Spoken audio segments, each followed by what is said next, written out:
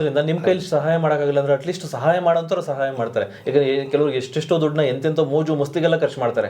ಆ ಮೋಜು ಮಸ್ತಿ ಖರ್ಚು ಮಾಡ್ತಾರಲ್ಲ, ಅದರಲ್ಲಿ ಒಂದು ಸ್ವಲ್ಪ ಹಣನ ಅವ್ರ ಅಕೌಂಟಿಗೆ ಕಳಿಸ್ಕೊಟ್ರೆ ಅವ್ರದ್ದೇ ಸ್ಕ್ಯಾನರು, ದಯವಿಟ್ಟು ಅವ್ರ ಸ್ಕ್ಯಾನರ್ನೇ ನಾವು ಹಾಕ್ತೀವಿ.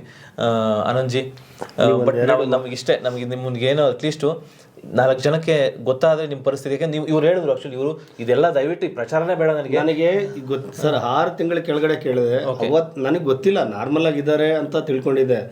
ಬೇಡ ಮಂಜು ಸರ್, ಎಲ್ಲೂ ಪ್ರಚಾರ ಮಾಡೋದು ಬೇಡ ಅಂದರು. ನಾನು ಇವತ್ತು ಅವ್ರ ವಾಯ್ಸ್ ಅಷ್ಟೇ ಕೇಳ್ತಾ ಇದ್ದೀನಿ, ಮೇಲೆ ಅವ್ರು ಯಾವ ಥರ ಇದ್ದಾರೆ ಅಂತ ನೋಡಿಲ್ಲ. ಇಲ್ಲಿ ಬಂದು ನೋಡಿದ್ಮೇಲೆ ನಿಜವಾಗ್ಲೂ ಸ್ನೇಹಿತರೆ ನನಗೆ ತುಂಬ ಶಾಕ್ ಆಯಿತು. ದಯವಿಟ್ಟು ನಾನು ಹೇಳ್ತಾ ಇದ್ದೀನಿ, ಸಹಾಯ ಮಾಡಿ ಅಂತೇಳಿ ನಾನು ಮನಸಾರೆ ಕೇಳ್ಕೊತಾ ಇದ್ದೀನಿ. ನಿಮ್ಗೆ ಕೈಲಾದ ಸಹಾಯ ಮಾಡಿ. ಏನು ಅನ್ನಿಸ್ತು? ಏನಾದರೂ ಹೇಳಿ ಆನಂದ್ಜಿ, ನಿಮ್ಗೇನು ಅನ್ಸುತ್ತೆ ಅದು ಹೇಳಿ. ನಿಮ್ಗೇನು ಅನ್ಸುತ್ತೆ ಅದು ಹೇಳಿ. ಎಲ್ಲರಿಗೂ ಒಳ್ಳೆಯದಾಗಲಿ ಅಷ್ಟೇ. ಅಲ್ಲ ಹೇಳಿ, ನೀವೆಂದೆರಡು ಮಾತಾಡಿ. ಎಷ್ಟು ದಿನಕ್ಕೊಂದ್ಸಲ ಡಯಾಲಿಸಿಸ್ ಮಾಡಿಸ್ಬೇಕು ನೀವು? ವಾರಕ್ಕೆ 2 ಸಲ ಮಾಡಿಸ್ಲೇಬೇಕು. ಓಕೆ, ಅಂದರೆ ನೀವೇ ಹೋಗ್ತೀರಾ ಅಥವಾ ಅವ್ರು ಬಂದು ಮಾಡ್ತಾರಾ? ನೀವು ಹೋಗ್ಬೇಕು ಆ ಜಾಗಕ್ಕೆ? ನಾನೇ ಕ್ಯಾಬಲ್ಲಿ ಹೋಗ್ತೀರಾ ಅಥವಾ ಅವ್ನು ಕರ್ಕೊಂಡು?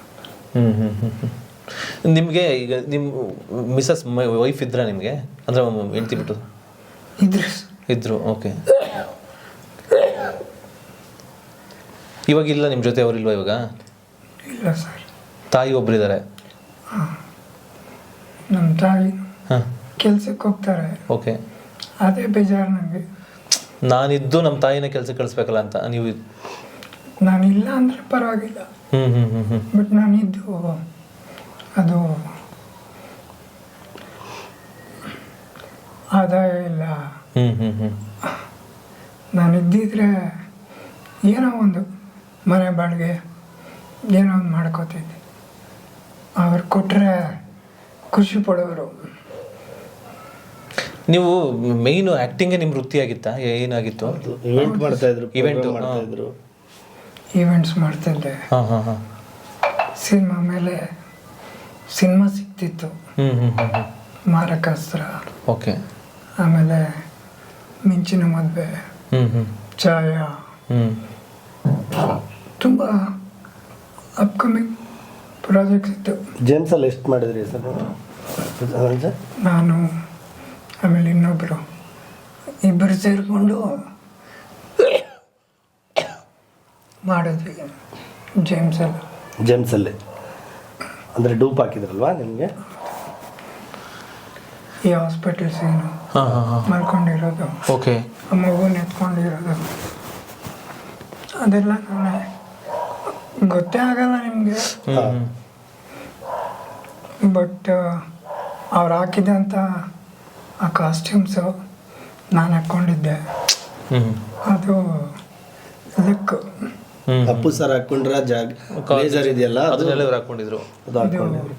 ಟೀ ಶರ್ಟು, ಪ್ಯಾಂಟ್, ತುಂಬ ಲಕ್ ಅಂತಲೇ ಹೇಳ್ಬೋದು ನಾನು. ಸ್ಪೆಷಲ್, ಬಟ್ ನೋಡೋಕ್ಕೆ ಸಿಗಲಿಲ್ಲ. It's okay. ನೀವು ನೋಡಿದ್ರ ಸಿನಿಮಾ? ನೋಡಿದ್ರ ಆಮೇಲೆ? ನೋಡಿದ್ರಿ? ಅಯ್ಯೋ ಎಸ್ ಸರಿ, ಅದೊಂದು ಖುಷಿ ಅಲ್ವಾ ಸರ್ ಒಂದು ಅಭಿಮಾನಿಗೆ. ನೀವು ಅಭಿಮಾನಿಯಾಗಿ ಅವ್ರದ್ದು ಪಾತ್ರನ ನೀವು, ಬಟ್ ಅನ್ಫಾರ್ಚುನೇಟ್ಲಿ ಅವ್ರು ಬಿಟ್ಟೋಗಿದ್ದಂಥ ಪಾತ್ರ ನೀವು ತುಂಬಿದ್ದೀರಾ ಅದರಲ್ಲಿ. ಮಾಡಿದವಾಗ ಎಂಥ ಖುಷಿ ಇರಬೇಕು. ಎಲ್ಲೋ ಸ್ಕ್ರೀನ್ ಮೇಲೆ ಹಿಂಗೆ ಬಂದೋಗಿದ್ರು ಅವರೇ ಕಾಯ್ತಾರೆ. ಇನ್ನು ನಾನು ಅಟ್ಲೀಸ್ಟ್ 3-4 ಸೀನಲ್ಲಿ ಇದೀನಲ್ಲ, ಆ ಖುಷಿ ಅಂಥ ದೊಡ್ಡ ಸಿನಿಮಾ.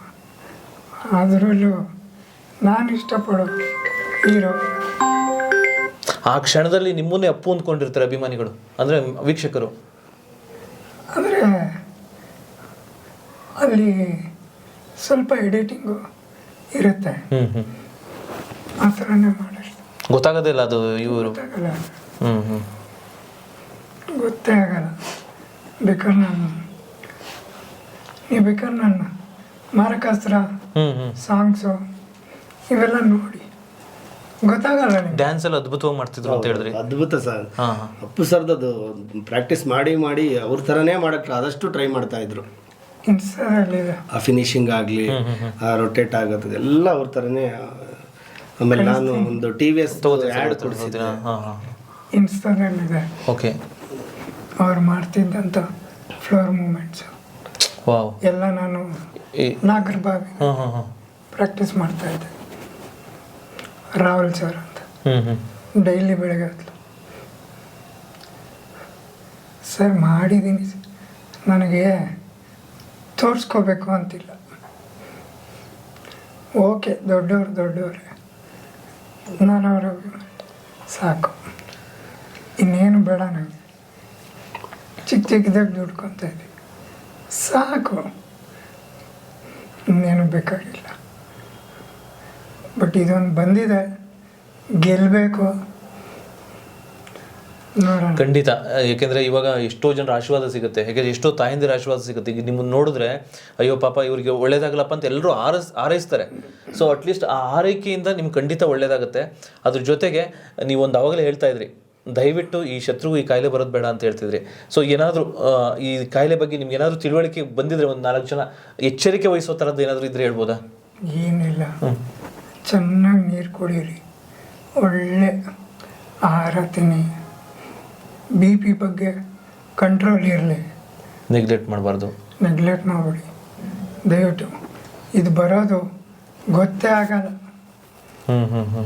ಚೂರು ಗೊತ್ತಾಗಲ್ಲ.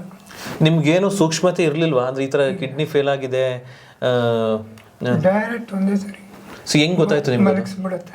ಯಾವ ಥರ ಗೊತ್ತಾಯ್ತು? ಸುಸ್ತಾಗಂತದ ಏನು ಯಾವ ಥರ ಗೊತ್ತಾಯ್ತು ನಿಮ್ಗದು? Full vomiting. ಹಾಂ ಹಾಂ ಹಾಂ ಫುಲ್ ವಾಮಿಟಿಂಗ್ ಓಕೆ. ಅಷ್ಟೇ. ಸೊ ಹಾಸ್ಪಿಟಲ್ಗೆ ಹೋದ್ರಿ? Creatine level 23. ಬಾಬಾ ಆ್ಯಕ್ಚುಲಿ ಲೆಸ್ ದೆನ್ 1 ಇರಬೇಕದು ಅಲ್ವಾ? 1 ಇರಬೇಕು ಅನ್ಸುತ್ತೆ, ಅದು ಲೆಸ್ ದೆನ್ 1. 23. ಹಾಂ ಡಾಕ್ಟ್ರು ಹಾಂ 2 ಸರಿ ಕೋಮಾಗ ಹೋಗಿ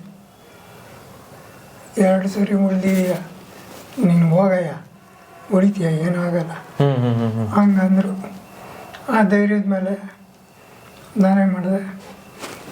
ಓಕೆ ಡಾಕ್ಟ್ರೇ ಹೆಂಗಂದರು, ಆವಾಗಿಂದ ಕೇರ್ ತಗೊಂಡು ಡಯಾಲಿಸಿಸು. ಬಟ್ ಡಯಾಲಿಸಿಸ್ ಮಾಡೋಕ್ಕೆ ಮುಂಚೆ ಏನು ಬೇಕಾದ್ರೂ ಮಾಡ್ಬೋದು, ಆಯುರ್ವೇದ ಅವೆಲ್ಲ ಇದೆ.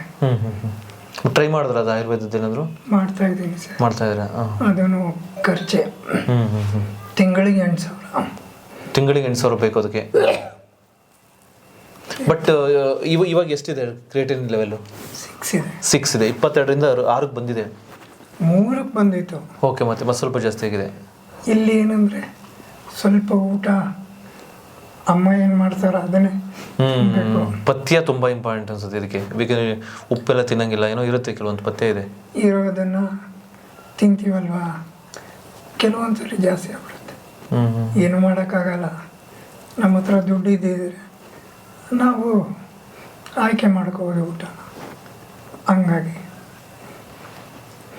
ಪ್ರತಿಯೊಂದಕ್ಕೂ ದುಡ್ಡು ಬೇಕು ಸರ್. ಪ್ರತಿಯೊಂದಕ್ಕೂ ದುಡ್ಡು ಬೇಕು.